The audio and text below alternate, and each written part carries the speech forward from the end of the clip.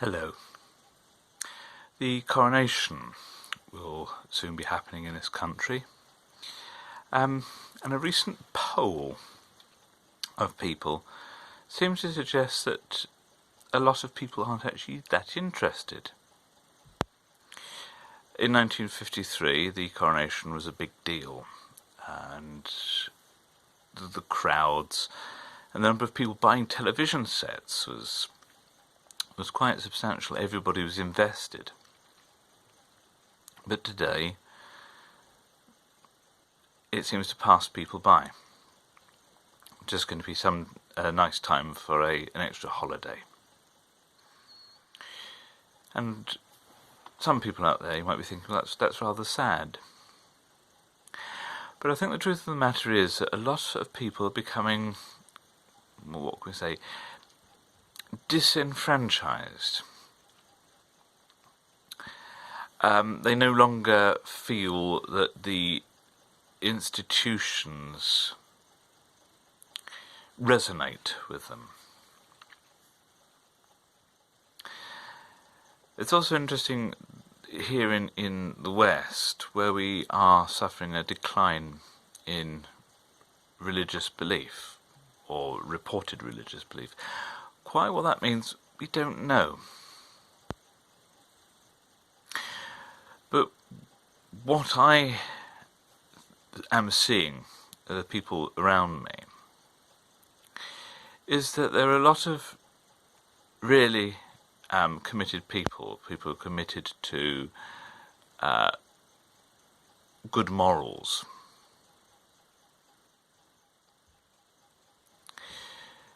But who won't go to church. Indeed, there are Christians, people who call themselves Christians in all sincerity, who just cannot bring themselves to go to church. And you have to ask yourself why. And you can see several potential reasons. One is that there seems to be so much squabbling between churches, so much snipery, so much unpleasantness, that the message of Christianity is being lost. Other people enter a church building and immediately feel judged, particularly when they commit some sort of minor indiscretion, sitting in someone else's pew, for example. That's one of the biggest sins in an Anglican church, to sit in someone else's pew.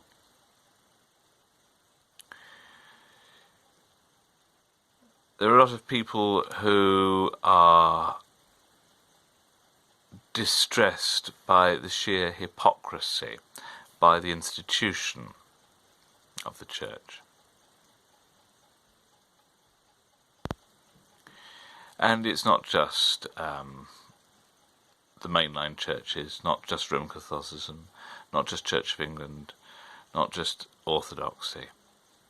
People look at the Anglican Catholic Church and say, you're more interested in liturgy and ritual than in serving Christ and doing good things. Of course, we've got an answer for that. The Anglican Catholic Church believes that in the worship of God is paramount, and thereby the liturgy is a vehicle by which people are drawn to worship God. What does happen in many churches where liturgy is important is that it becomes legalistic. And that's something, again, we have to guard ourselves against.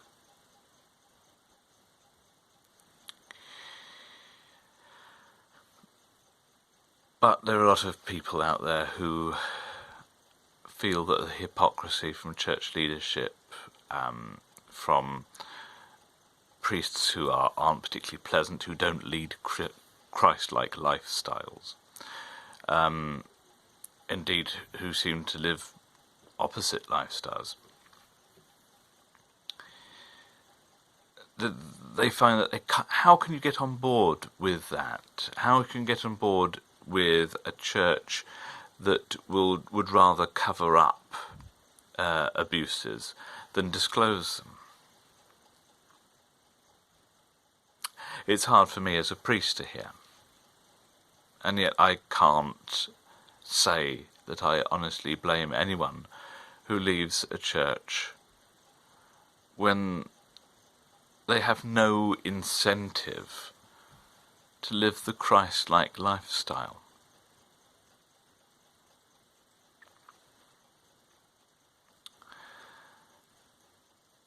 It's hard for me to see that, and given that I know something of disenfranchisement myself, I understand where they're coming from.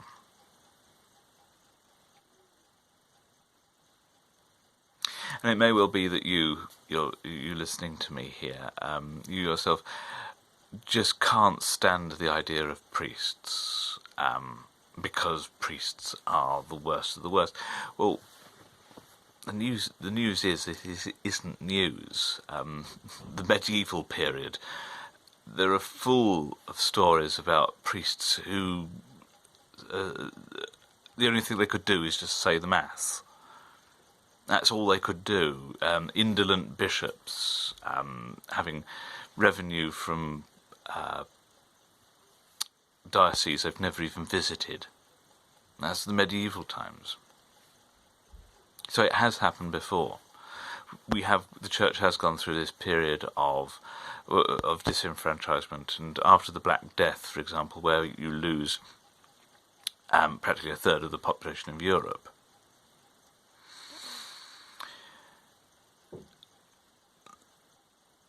the common person is asking the question, why? Why continue with this when it's not actually doing anyone any good? The feudal system breaks down after the Black Death, and in England the Wars of the Roses produce this time of uncertainty and instability.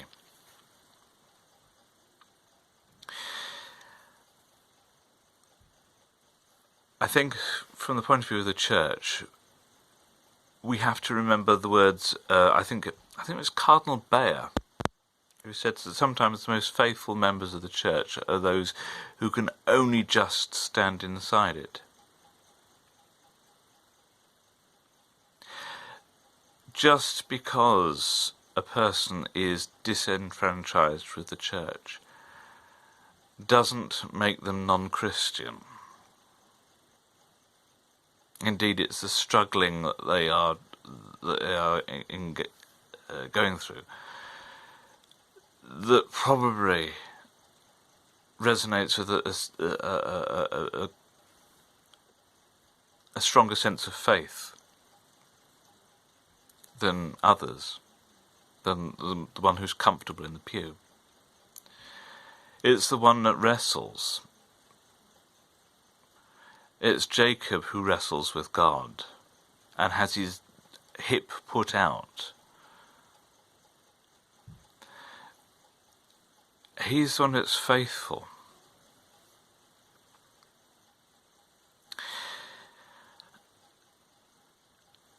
We can't allow people outside the church who are trying to live the Christian lifestyle. We can't say to them, oh, you must come to church.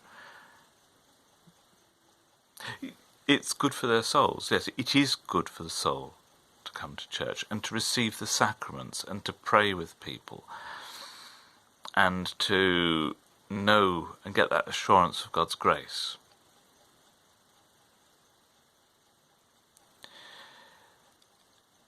But sometimes to pluck up the courage and do that is more than people can take. And we have to be sympathetic.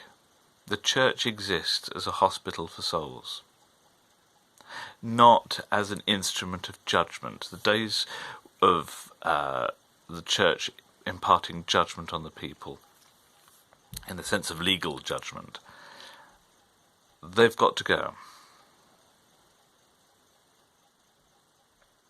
The time now is for a different kind of judgment, and that is a judgment that our Lord brings, because our Lord is good, and what he does is good, and his judgment makes things right.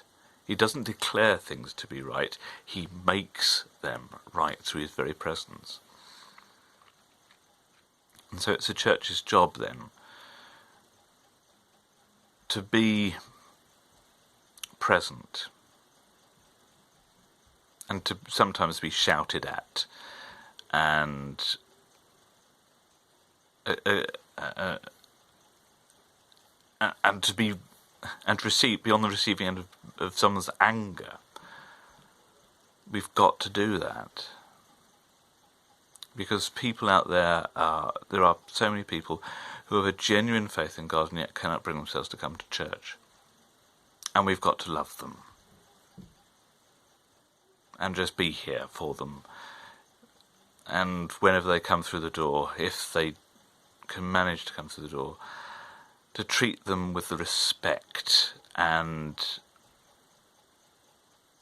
generosity that the one should.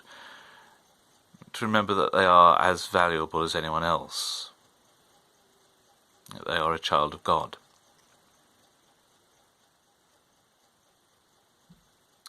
So God bless you. God bless you if you are one of the disenfranchised. God bless you if you see the church as something negative. God bless you that nonetheless you may receive grace from Christ himself, the one you believe in.